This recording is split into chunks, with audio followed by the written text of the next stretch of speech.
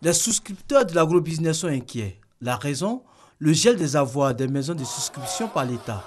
Une mesure prise au mois de décembre pour mieux comprendre le fonctionnement de ce business.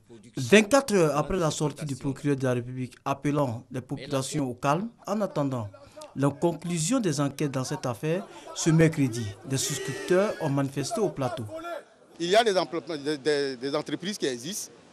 Certes, vu le nombre de souscripteurs, cela ne correspond pas, c'est insignifiant pour le nombre de personnes qui sont là. Et qu'il y a des personnes aussi donc, qui se font appeler agrobusiness, qui n'ont aucune plantation. Donc, on est dans une situation incertaine. Si monsieur le procureur nous dit qu'il y a certains qui existent, ça veut dire que s'ils existent, il faut les permettre d'aller entretenir, puisqu'il s'agit de l'argent. Donc, il faut les permettre de, non, vraiment entretenir.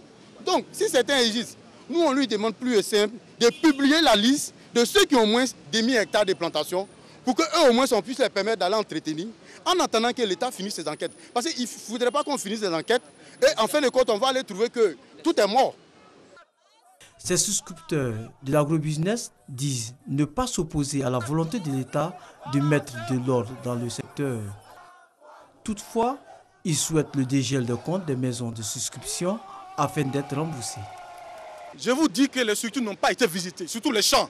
Ça, je le dis. Mais s'ils veulent, c'est aussi simple que ça. Ah, les souscripteurs, les gens veulent vous gruger. C'est de l'arnaque.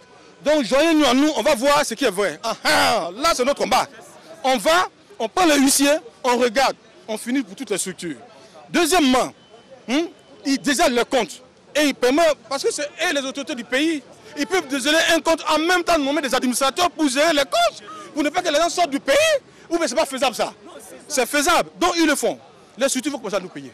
Maintenant, il y a une structure X maintenant qui n'avait pas à payer. Voilà, monsieur le procureur, on est venu vous voir maintenant parce qu'il y a telle structure qui n'avait pas à nous payer, on porte plainte. En ce moment, l'affaire devient pénale. Sinon, nous sommes dans une affaire civile. Ce sont au total 27 maisons de souscription qui sont concernées par cette affaire.